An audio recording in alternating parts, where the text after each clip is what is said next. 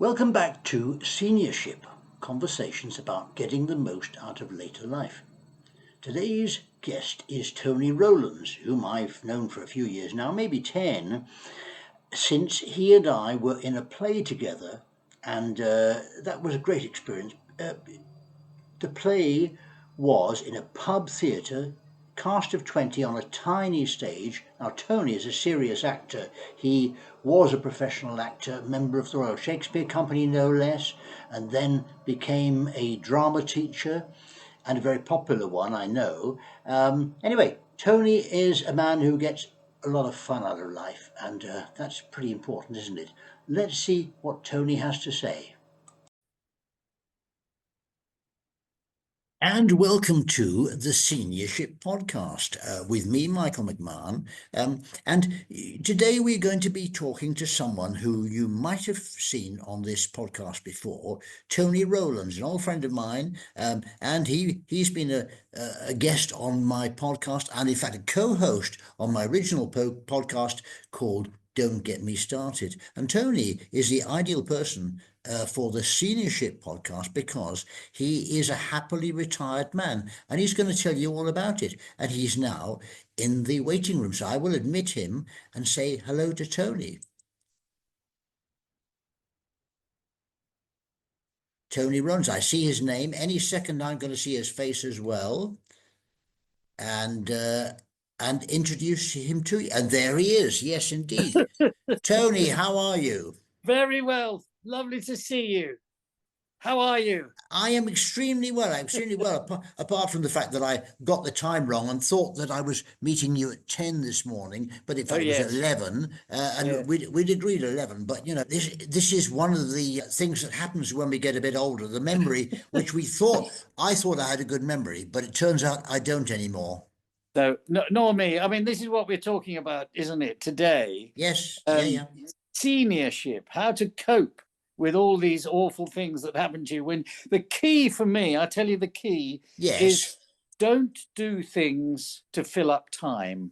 You must do things because you want to do. And that's what really I've been thinking about. I'm actually going to try and move around in this, show you things that I'm interested in. First one is, of course, sailing. There's my last boat there. Oh, I can see that. Yes. I've been sailing all my life. Yes. And I had to stop it because sailing is wonderful, but it's the other things like lying under a boat in the middle of winter, painting it, and all the other things that. So eventually, and getting out of the water. I mean, when you're at our age, so I sold my boat and I bought an electric bike. Yes. Which is absolutely, particularly if you live in a hilly city like I do, which yours is as well. Yes. It's made such a difference. And, you know, we're about the same age. The other thing that I do in this room is, I don't know if you can see that, I made that cupboard. Did you? So, yes, I. Wow. It's a shaker cupboard, and I actually made it. So I'm heavily into DIY. And the other thing you can probably see on the top of it is my grandchildren. I have 4 grandchildren. You've got 1. I've only got 1. I've got 4. Yes. And they obviously take up a lot of my time. Yes. But I'm determined that I'm going to give myself some time as well. And I'm just going to show you, just interrupt if I'm boring you. No, carry on. I'm going to show you a few things that I do. One of the things I do every week is I go hiking. Yes. I remember that. Terribly important. Yes. So I do that with a friend of mine. He's very good at organising walks. And that's one of the things I do, and I do it every week. And last week, we went because I live in Bristol, very close to us is the Forest of Dean, a huge forest. And in the Forest of Dean is a reconstructed steam railway. Well, that's one of the things. Sorry about this. I'm going to have to take some water. That's one of the things I'm interested in. I know you are as well. Yes. Old railways. Yes. Sorry about that. So that was a wonderful thing. And at the end of going on this railway, we had a walk as well. So, you know, keeping busy Yes. is the watchword. I'm just going to show you a couple of things that I also do. I don't know if you can see these. Can you see that? No, you can't. Yes. Yes. It's a model boat. There it is. Oh. Can you see that model boat? I can. It's very and impressive. And then next to it is a model aeroplane. No. Now, I always say to people that I bought these for my grandchildren. Yes, but you didn't. It's a complete lie. Yeah. I bought them for myself. And this... I missed the plane. Can I look at the plane again, Tony? It's a scale model. Oh, can yeah. You see that? I can. It's a scale model of a Piper Cub. Okay. Cost me £50. And my friend Peter Truss, I call him Wing Commander Truss, he flew it. He flew it the other day, and I was amazed. It flew absolutely perfectly, went up to about 200 feet, and he brought it back in. I'm not confident enough, to be honest. And radio controlled? It's radio. Where's it gone? You've got flowers there. Anyway, you can see it? I can see it now. Yes. Yes. And so that's 50 quid, you said, radio controlled plane. If you look it up on the internet, sometimes they can be 200 quid. Yeah. But I saw this one for 50 quid. I thought, I'm having that. Yeah. I gave my grandson one a couple of years ago, and we flew it. It went straight into a tree. Oh. Where it still is, as far as I know. So I bought this for him, but then I thought, I'm not letting him have that. It'll just go straight into a tree. Yes, so exactly. My friend Pete and I, we fly it. Just very close to us is the old Bristol airport. Oh, really? Where is that, Tony? It's a place called Whitchurch. It's literally just south of where we live. Yes. And it was a wartime, not an RAF base, but it was for planes carrying VIPs to to places like Gibraltar and Lisbon. Yes. And in fact, the film star Leslie Howard took off from there on his last flight. He was shot down by enemy action. Oh, right. Yes, he flew from Whitchurch Airport. Whitchurch. And the half of the runway is still there. They're going to dig it up and build houses. Fair enough. It's an enormous area. And there's a hospital there and all sorts. So there's a big film studio also there. Bottle Yard. Bottle Yard, yes. So that's one or two. I'm also going to have a little walk now. Yes. It's good. I don't know if it'll work here. This is my garden. Can you see that? I can, yes, indeed. Oh, can you see me? I can. Yeah. Oh, I see. No, I was going to go into the garden because I built my grandchildren a tree house. Did you? But yes, I did. But you probably can't. If I go into the garden, I'll lose the connection, won't I? You very likely will, because you're too far away from the router. Really. I won't. In that case, I won't. And I wanted to ask you, Tony. You mentioned that you had a little cupboard in your room, which was a shaker cupboard. What makes it a shaker cupboard? Well, the Shakers were immigrants to America. I think they were the Puritans. Yes. And they had a very simple kind of approach to cupboards and stuff like that. They basically just a bit of plain wood with a surround with a round knob on them. And that for some reason they are called Shakers. And I think they were a kind of, I wouldn't say cult, but a religious grouping, I suppose. So that's what they're called. So if you look up shaker on the internet, I've heard of it, but I wasn't really sure what made it. But so the thing that links all these, Tony, is things you enjoy doing. I enjoy doing them, but also they have a meaning for me. But in terms of hobbies, obviously. But I built that treehouse, which is an extraordinary thing. And it cost, I'm now going to go into cost because I think this is terribly important. Like you, I live on a pension. Yeah. And, we've got very, very little money. Although my wife has a larger pension than me. But I bought that treehouse. It cost £280. Yes. And we've had it now for about 6 years. Yes. It's carpeted. It's got kitchen inside it. It's got chairs, and it's got a balcony. You can't see it from here, Yes. I don't think. No. But No. they absolutely love it. And they go in there and they cook meals and they have rows and like an old married couple, you know. And if I go anywhere near it, they say, "Get out, go away. This is our house." And so that the garden itself, I really do. I like gardening. I know you do. So that's important for me. But the key is, I think, that you don't spend. Well, you can't spend more than you've got, otherwise you're going to be in bother.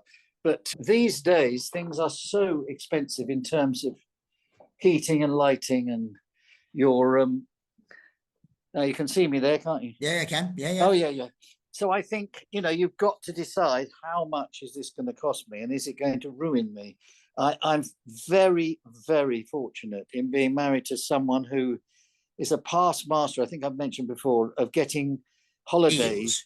Special holidays, yes. Oh, well, she generally finds a flight, yes, and then builds the holiday around it. So, I mean, a month ago, we went to Paris. Yes. For 5 days, because I absolutely love Paris. She not so much. But she saw these flights, and they were, if we'd gone on the Eurostar, which I would have loved, it would have cost us 4 times as much. Yes. So we flew from Bristol in 45 minutes, got the train in, got a little apartment very close to the Eiffel Tower, and that cost us under £500 for the whole holiday. Really? I bought some meals and I paid for that. And Paris is not, if you find the right places, it's not expensive at all. But Bristol is much more expensive, I think, for eating. Paris. Yeah. So we did that. And now we're going to Bordeaux for our spring holiday in May. And that's going to cost about the same for over a week's holiday. So you can, if you go out of season, you can find apartments for £300-400 for a week. Yes. So, I'm envious, Tony, because I love Bordeaux. Absolutely love it. Yes. Oh, well, you can tell me about, because I don't. I know La Rochelle, but I don't know Bordeaux. And it looks absolutely, I always get a guide. Yes. Paris is that wonderful place. It's very touristique.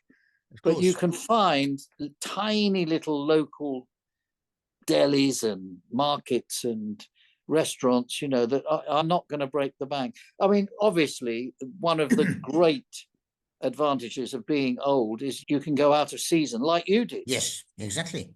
You did this amazing journey down to Seville on the railways, which I would love to do one day. Yeah. Although my wife scoffs at it, but I'm sure I'd be fine. And so that's it, and we will go on doing that till we drop, and it's that's not taking huge bites out of your health. But I would say, just to recap, try and do a bit of yoga, a bit of qigong, a bit of standing on one leg. There was a study done by a professor in Trinity College, Dublin. Right. A man called Shane O'Mara, and he came up with 8 reasons why walking is good for you. He said even just walking around the office. Really? And he said it's good for you. It tackles depression. It's good for your brain. Obviously, it's good for your gut. So just any kind. And he was saying, instead of sitting at a desk, stand up or walk around the room, or I mean, these days, people, the only thing they do is go out the office to have a fag. So I would definitely, actually, we have a friend who still smokes. Yes. And he said, would we get him some fags while we were in Paris? Yes. So we did. And every packet had this appalling picture.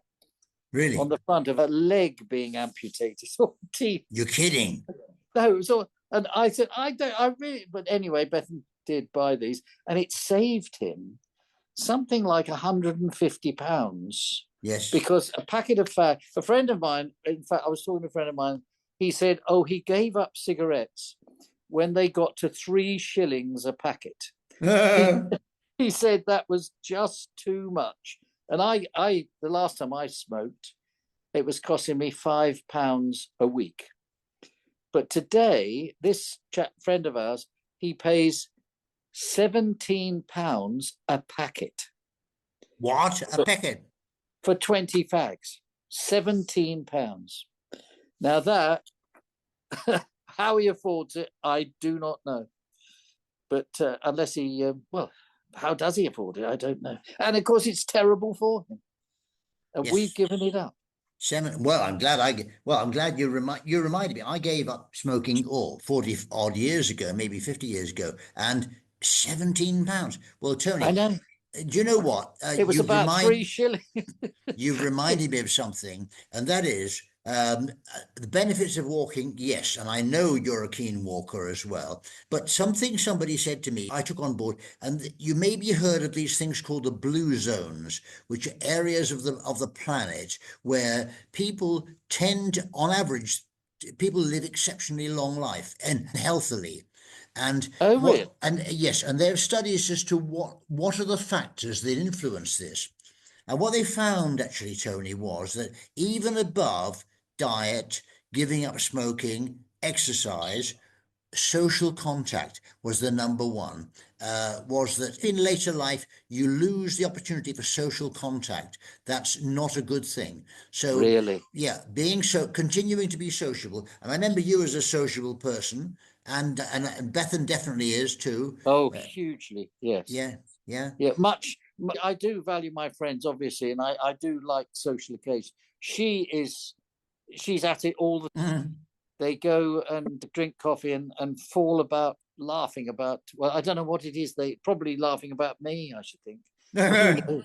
Who knows? Yes, I would agree with that. You've got to keep that up if you possibly can, and friendship's enormously important. I would say, I was just thinking, we were in a village called Cucklington, not far from Wincanton, on the border of Dorset.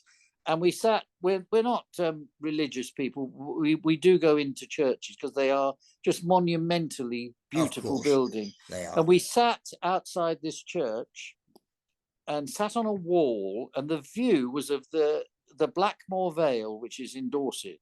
Okay. And it was a staggering view, and on a beautiful, beautiful spring day.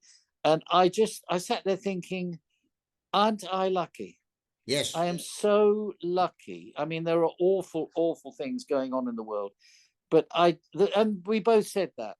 We had our sandwiches and sat there looking at this vale of the Blackmore Vale, which, funnily enough, I actually lived in the Blackmore Vale when I was a baby, when I was 2 years old. You're kidding?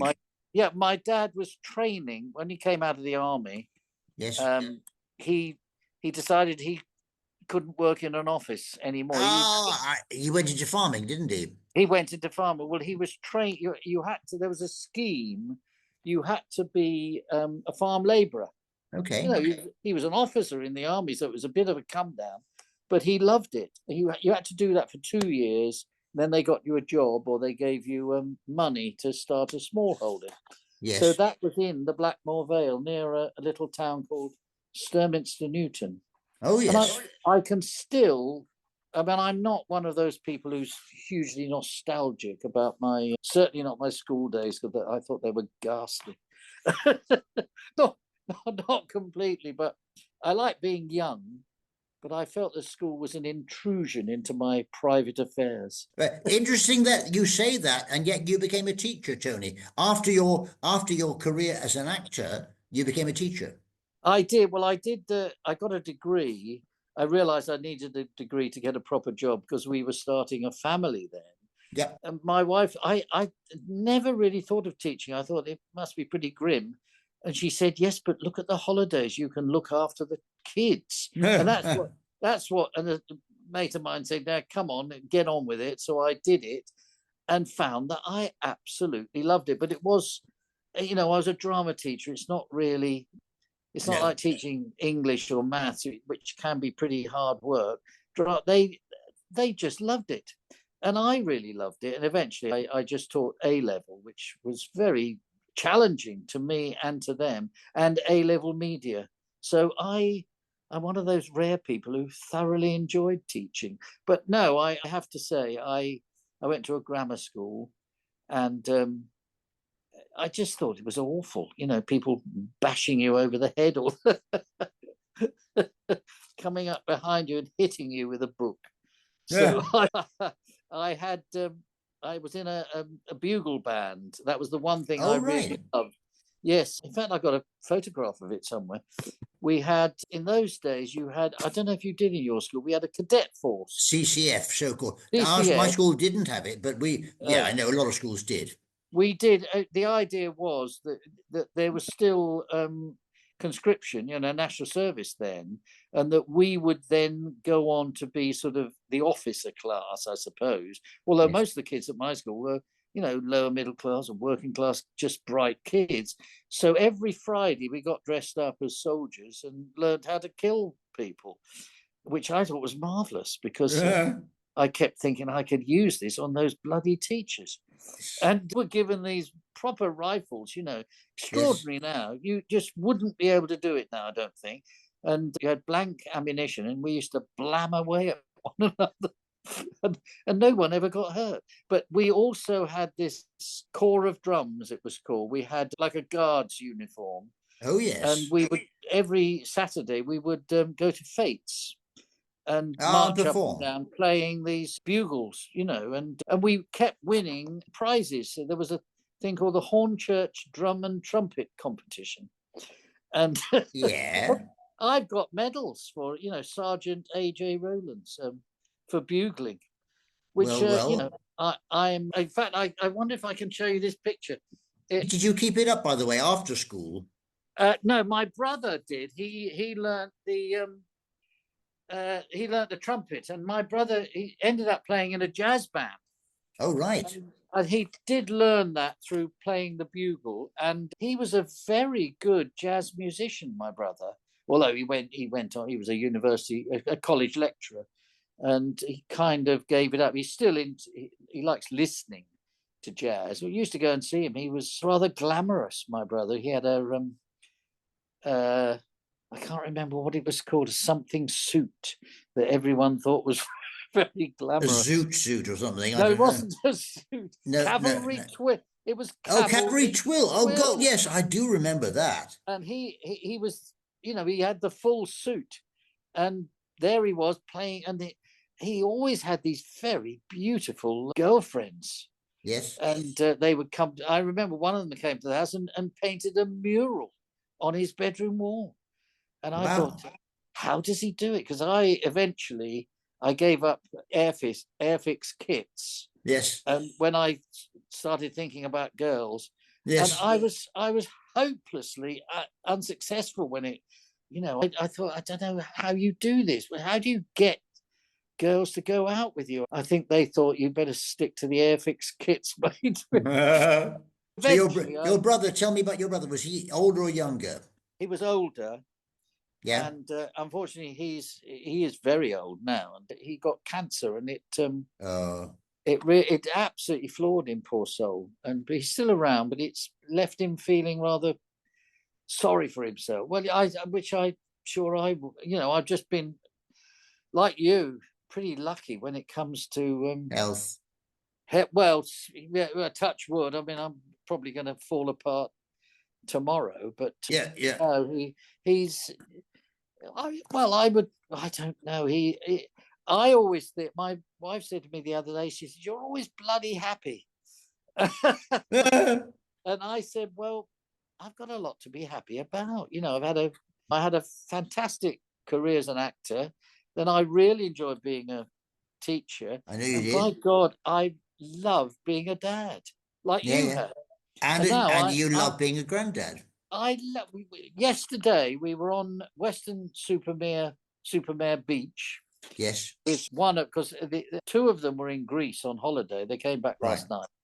But we were on the beach and I was flying my kite and building a sandcastle, and I just thought, and she said that, almost accusatory. How dare you? How dare you be happy all the time? And I thought, well, I honestly believe it's a physical thing. If you feel, sometimes you wake up, it's bloody difficult to get out of bed. You feel so stiff in the morning, but gradually, And what I do, I always cycle only round the corner to Yes. get my paper in Yes. the corner shop. Yes. And then he says, would you take, there's a bloke called Fred who lives around the corner, and I take him his fags. Yeah. So I'm the delivery boy for he's the same age as me. I tell you what, Tony, you were talking a few minutes ago about the Vale of Blackmore and how the Blackmore Vale. Blackmore Vale, and how much you appreciated that spot, that view, and all the rest of it. And you've reminded me. Oh, what's that? No, I was showing you a photograph. Can you see that? Yes, yes. That's a photograph. I'm on the right. Yes. In my uniform. Okay. The red uniform, like the guard's uniform. And we're sitting with a judge, the Lord Lieutenant. Yes. I'm not sure who the two behind are. And then that's my friend Derek. And when the assizes came to our town, Chelmsford, we would play a fanfare in the street, and the judge and the Lord Lieutenant would walk through the streets to the assize court. I don't think they do it now, but we would either play the Grand March from Aida, yes, or the Trumpet Voluntary. And the judges always thought this was wonderful, and they would give us a little smile. And we were given lunch. It was a day off school. We were given lunch, and then we sat in the court. And then I think at the end we played it again. Derek was a superb musician. Yes. And much, much better than me, but I could keep up. So together it made a really lovely sound. And we would march through the streets in our uniform. I think today it might be quite difficult to do. No one ever bothered us, No. And then they would give us lunch in the best hotel in Chelmsford. So that was worth it. Now, I gave it up in the upper sixth. I decided I want some money to socialise. Yes. So I took a job in a shoe shop called Easy Fits. I remember them well. Terrible. And I was given £1 for the day's work. And 10 shillings, I'd take 10 shillings out and save 10 shillings because I was saving up for a European holiday. And that was enough. And I went to see the animals at the Corn Exchange for 3 and 6p. The animals, oh God, yeah. I saw the animals. Eric Burden. Yes. I mean, Alan Price. They were there. Zoot Money and the Big Roll, all of them. The Hollies, they all came to Chelmsford Corn Exchange because I think it was very close to London. You know, it was only about 25 minutes on the train to Liverpool Street. Yeah. Okay. And very close. It's now, Chelmsford is a sort of dormitory town for London. Yes. Possibly because it's cheaper. We lived in a village outside, we had the farm there, and a beautiful little village called Rittle. And hey, let me throw something at you, Tony. You were talking. I've been going on too much. No. You were because Bethan said to you, "Oh, how come you're always happy?" Well, you were telling me about Vale of Blackmore Vale, and how much you appreciated it.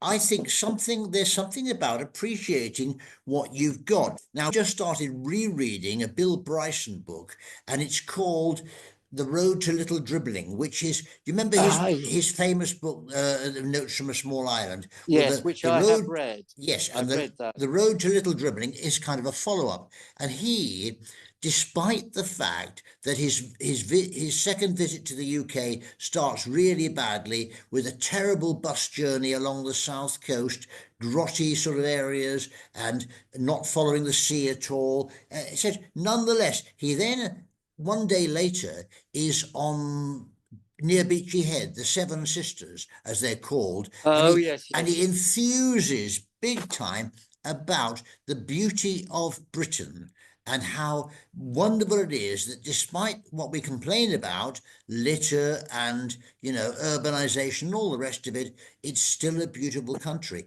And I think half the battle is you appreciate things like the beauty of the Vale of Blackmore, things like music, things like theatre, all that. I think appreciating what you've got is important, isn't it? I absolutely, but I think landscape, it has a physical effect on me and all my friends. But I know there are people who just look at it and think, well, where we were in this beautiful playground in Weston-super-Mare Kids Playground, Oh, yeah. and there were people literally leaving. They got up, having their lunch, and they left a mound of litter. And the woman in charge was saying, yeah, I have to go around every day. And I think litter it's sort of saying we don't care about where we live, And I think that's very, very important. And I think most people, maybe when we were at school, we weren't particularly interested in going on nature walks and stuff like that.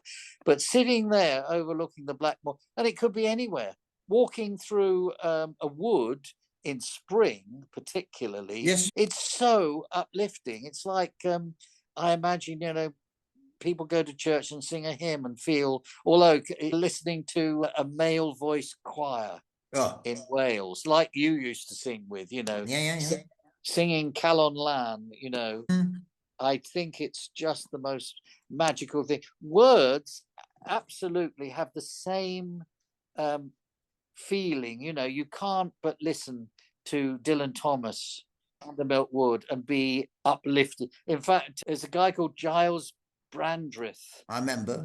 Quite a nice guy, used to be a Tory MP, and he basically makes a living being on chat shows, and stuff. And he was saying when he was a child, he wanted to be a poet. Oh, yeah. And he wrote this poem. And he was also an altar boy, and they had a sort of after church do.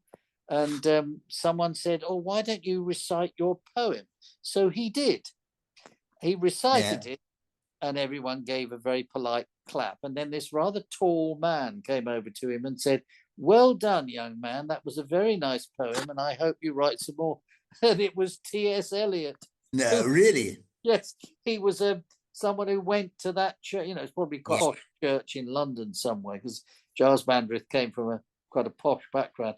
But I thought that was a rather wonderful story that, although I think, people who are published poets, sometimes people who aren't published are just as good.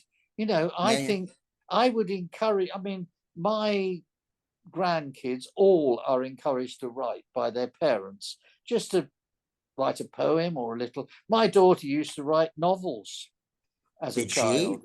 Did she? Well, they were always about Victorian servants who suddenly discovered that they were wealthy. Tony, you reminded me. Didn't I introduce you once to a friend of mine called Mark Sayers, who himself is a poet and who used to run a poetry evening, and you came along with me, I remember, and you read your poem about you and your not to be but future wife in an altercation in an Italian restaurant, and you read it there. And I remember very clearly that the woman in this scene throws some wine over the bloke or something like that. Right. And you finished it and everybody went, oh, and you said, yes, and I've been married to her for 35 years. I've now been married to her for 46 years. Yes. Or 47 years, something like that. Okay. Yes, no, that actually happened. It was a wonderful restaurant in Soho we used to go to regularly. Well, when I had some money, called the Rugantino in Romilly Street. I remember that. Yes. But hang on a minute. Tony, you said the benefits of writing poetry. You published a book of poems, didn't you? Oh, I did. The night before Ofsted came? The night before Ofsted came is a wonderful piece of work, and I highly recommend it. They can also, if people are interested, listen to my other podcast called Today's Lesson is History. You can find it on Spotify. That's on Spotify. Good. It's a very serious podcast, not much fun, about education. How education might be made better. But no, I always think of the Rugantino, because I would go there if I had money. Sometimes when you're acting, you've got loads of money, and yes, other times you've got none. You've got none at all. And so I would go there, and it was in the days when you had a checkbook. No, I remember. You would write a check, and this card was coming in, a check card, so you'd show the check card with it, but I didn't have one of those. And so I would just write a check. And I said to the waiter one night, I said, I haven't got a check card, but you always accept my checks. And he said, but signore, they never bounce. Oh, good. And I said, well, I wouldn't come here. If I didn't have the money, I wouldn't come. Good. Which is true, because it was really Soho at its best. It was a fabulous little family restaurant. And did you say it doesn't exist anymore?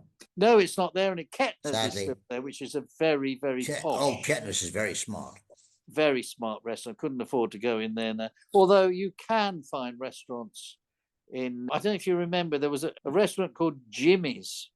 Oh, I know of it. Never been there though. It was you had to pay £1 for a meal to go in. No, not to go in. The meal was a meal. A whole Greek meal for £1. Tony, I'm going to have to stop you there because we're running out of time. It's almost the time. So I'm going to have to say, Tony, thank you ever so much for coming on the podcast again today. And we'll do it again before too long. And it's been great talking to you as always. Probably after Bordeaux this time. I look forward to hearing all about Bordeaux. All about Bordeaux. I'm very envious. Well, you must tell me about your experiences there. I will. Right, Yes. take care. Right. Thanks, Tony. All the best. Bye now.